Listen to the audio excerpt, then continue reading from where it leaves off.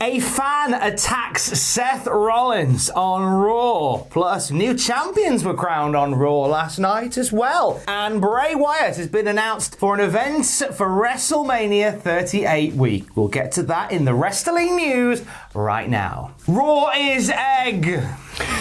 That was meant to be the talking point last night. It certainly was, yeah. Last night, Andrew, but it wasn't. No, it was all about Seth Rollins being jumped by a rogue fan. Yeah. As he was heading back up the ramp. So, in case you missed this, because I know on WWE they cut away pretty quick. They do, very quickly. Back to Rollins beating up Balor, a little bit of a playback there. But thankfully, fan cams aplenty. Got to see what happened. So this fan just sprinted out of nowhere. Jumped Rollins from behind. Rollins gets him in a front face lock whilst officials come down to drag him away. Michael Hayes turns up. Did you see that? I did see that. Walks out onto the ramp like you've got the wrath of the Freebirds on you. Good luck to you. It took multiple officials to pull the fan away from Rollins. He was dragged off to the side. In a statement by the company, WWE said WWE takes the safety of its performers very seriously. The individual who attacked Seth Rollins has been turned over to the NYPD and will be prosecuted to the fullest extent of the law, and rightly so. They've been named. We're not going to give them any fame. No. Come Mental. on. It's ridiculous, isn't it? It's ridiculous. Insane. Just stay away. Just stay away from the talent. Also, at the same time, I mean, there must have been a breach in security if the person even managed to get over the barricade in the first place, which is the thing here. So maybe things need to be a little bit tighter than they are at the moment. My thing is that historically these run-ins have been people who are looking to quote DDP in 2001, make themselves famous.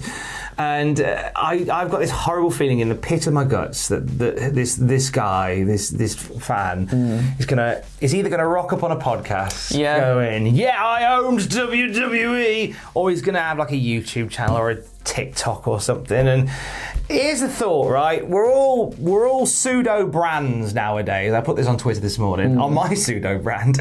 We're all pseudo-brands at the moment. Like, everybody's got a TikTok, a Twitch, a YouTube, a Cash App, whatever. Yeah. Maybe just work on your brand without the expense of other people, you know? I feel like if that's what you need to do to get your 5 seconds of fame, then something's very wrong. Something's very, very, very wrong. Do a fun TikTok dance instead. Yeah. They do well. Do the ones with the hand movements and stuff. What's a good TikTok? That's a good one. They do that one now where they put the phone in the mouth and then listen to Still Into You by Paramore, and it's supposed to sound amazing. I did that. I fell for it, Tom. I put the phone in my mouth, closed my ears. Rubbish. Is it rubbish? These kids these days, Tom, I just don't understand. Don't do that. Instead, go to train stations with a camera mounted on top of your head and watch trains. He's so good. He is the greatest human on the planet. He went to a warehouse project in Manchester in one of his videos as well, and it looked like he was just having a wonderful time. I'm not a violent person, right? But if I see anybody giving him grief, right, I'm going to find you and batter you. I swear to God, he is, God, what a lovely guy. And his name's fallen right out of my head. I know him. I watch his TikToks all the time. He's ace. Be more him. Don't jump Seth Rollins. Nightmare. Oh. There was actually another fan ejection last night as well. Alex McCarthy's on his Ollibobs at the moment. Alex McCarthy's wacky Brooklyn adventure coming soon to Talk Sports in between adverts for Autoglass. Alex McCarthy shared a photo of what seems to be a fan getting ejected from Raw after an altercation with Montez Ford, Sami Zayn and MVP. Yeah. Again, it looked like a fan giving it the big I am, and I feel like that'll be one that goes on my channel today when I owned the wrestlers. Come on now. So with actually a more fun note, right, away from all this, so after Raw went off the air, after all that went off the air, they had a 7-on-7 lumberjack tag team. That's mental. That's mental. All the SmackDown guys are there. Everybody have a rock. They had a 7-on-7 match, and then they all sang Happy Birthday to Randy Orton's kid. Oh, that sounds really sweet. Why can't you air that? I think that was better than Raw. Yeah, I mean, it sounds like it from what we've seen anyway. The stuff that we did see involved the egg. How was the egg situation resolved, Andrew? Well the egg situation resolved, Andrew? The egg situation was resolved. Did we poach them? Oh, that was very good. That was very good. Yeah. I was gonna say some sort of egg pun, and then it slipped my mind. But it was resolved. Hard-boiled mind. He's got it. Thank you. It was resolved by Vince McMahon saying, "Look, if someone brings me the egg, give you a reward. You get a WWE title match with Big E." Someone brings me an egg, I'll teach you a new move in Banjo-Kazooie. I would love to see that. So Sami Zayn, he brings it upon himself to find and bring Austin Theory to Vince McMahon's office, in which it turns out that just Austin Theory wanted to take a selfie in Vince McMahon's office with the egg. However, there was so much security, so much people with their eyes all around him. He got very nervous, took the egg back to his hotel room, and took some selfies with the egg. And Vince McMahon applauds his guts for coming out with all this and gives him the title match against Big E, where Sami Zayn just gets a shut up because it's like, hey, you snitched, Sami Zayn. You didn't bring the egg to me. You snitched. So Sami Zayn doesn't get a title shot, but Austin Theory does for stealing a big egg. Yeah. Yay! And no title for Austin Theory, alas and alack. But so Austin Theory went, I wanted to have a photo with the egg, but there was so much security around, I felt nervous, so I just nicked it. Yeah.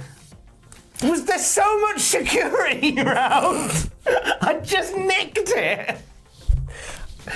I don't know whether I prefer this or what we thought was going to happen on Cultaholic Live yesterday. Yeah. Thanks for watching. Weren't it fun? It's good. It was really good. Truth or Liger definitely coming back. Dan Heffel, give yourself a can of Coke.